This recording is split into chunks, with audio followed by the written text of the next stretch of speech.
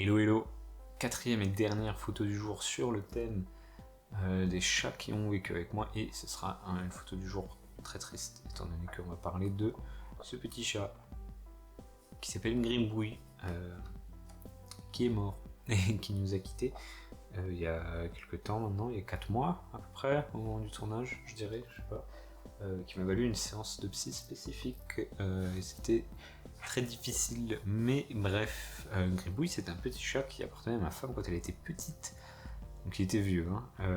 Ensuite sa mère gardait le chat une fois que ma femme a déménagé, quoi. Donc c'était le chat qui vivait chez sa mère.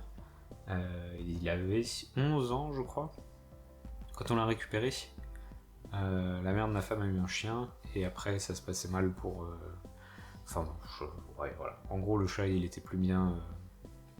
Il était plus bien de manière générale. Puis il avait des gros problèmes de reins et tout, et du coup on a dit bah, comme Kitty que je vous ai présenté hier, ça faisait genre 1 ou 2 mois qu'on l'avait plus. Maxou il était triste de plus avoir de copains, et du coup il était vraiment je jouais, il était enfin il l'appelait, il était triste le pauvre chat, et du coup on a dit bah on prend Gribouille, même s'il était incontinent et qu'il avait des problèmes de reins et tout, mais voilà. On l'a pris. Sa mère, la mère de ma femme a dit que mais du coup je paye tous les trucs de veto et tout qu'il faut, et elle l'a pas fait, mais c'est pas grave. C'est pas grave. Mais du coup, on est allé voir le veto, on a dit bah voilà, il a des problèmes, tout ça. Le veto nous a dit il va mourir dans 2 ans parce qu'il a plus, ses reins sont foutus, mais il est extrêmement gentil. Et on s'est dit bah ok, on va le garder, enfin on va pas l'euthanasier quoi, on va le garder. Et ça s'est extrêmement bien passé, il était devenu extrêmement copain avec Maxou. Vraiment, Gribouille qui était toujours peureux quand il était dans son ancienne maison. Et chez nous, au bout de... Enfin, les mois et les mois qui continuent à jouer avec Maxou et tout, il était vraiment devenu super sociable, super adorable. Il venait voir tout le monde, il faisait des gros câlins, des gros ronrons, il jouait tout le temps avec Maxou et tout. Il était vraiment formidable comme chat, et au lieu de vivre 2 ans, il a vécu 3 ans avant que ses reins le rattrapent.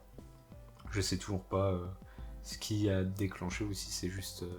j'ai envie de pas... Enfin, c'était prévu quoi, il y a pas de... Voilà. Mais ouais. C'est difficile de penser que tout d'un coup ça arrive, et voilà, enfin bref.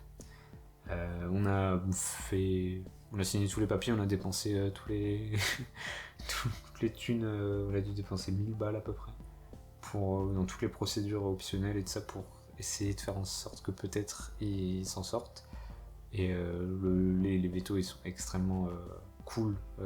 Chez nous on a un cabinet vétérinaire qui est formidable, et au bout d'un moment ils ont dit non, c'est fini. Et du coup voilà, pas envie que ce soit trop triste. Maintenant il est dans une urne en forme de chat, et on a une petite trace de patoune que oh putain, je devrais vous la montrer.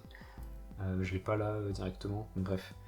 Et voilà, on s'en est remis, sauf Maxou qui a fait une dépression après, et qui se sent toujours seul, mais nous on l'a essayé. J'hésitais à mettre du coup une photo de Moustache, qui est un autre chat qu'on voulait peut-être adopter, mais qui au final ça se passait pas bien du tout avec Maxou, mais pas bien genre, on a l'habitude que les chats soient distants, et généralement genre on scinde l'appart en 2, on les laisse un peu, genre on laisse les nouveaux chats prendre un peu leur espace pour qu'ils se sentent chez eux, comme ça après il n'y a pas trop de conflits et tout. Mais là Moustache il était vraiment... Il refusait d'aller aux toilettes ou de s'alimenter, il était terrorisé par Maxou qui faisait rien. Et c'était un chat qui avait du vécu aussi et tout, et on s'est dit non mais c'était chiant, en plus avec la petite à gérer, on s'est dit non, c'était une erreur, genre on veut avoir un autre chat, mais là c'est juste trop tôt, on n'est pas en capacité d'accueillir. Du coup pour le moment, voilà, on a toujours que Maxou qui vit chez nous. Bon, c'est pas trop triste. Ah, la photo, putain, la photo, j'ai oublié de parler de la photo.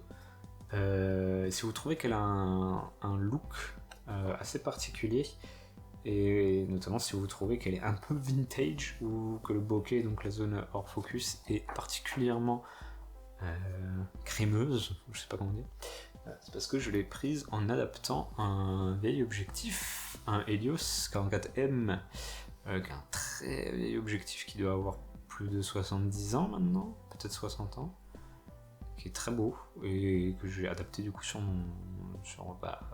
mon appareil photo, voilà. Vous pouvez faire ça. Le verre, ça ne vieillit pas. Hein.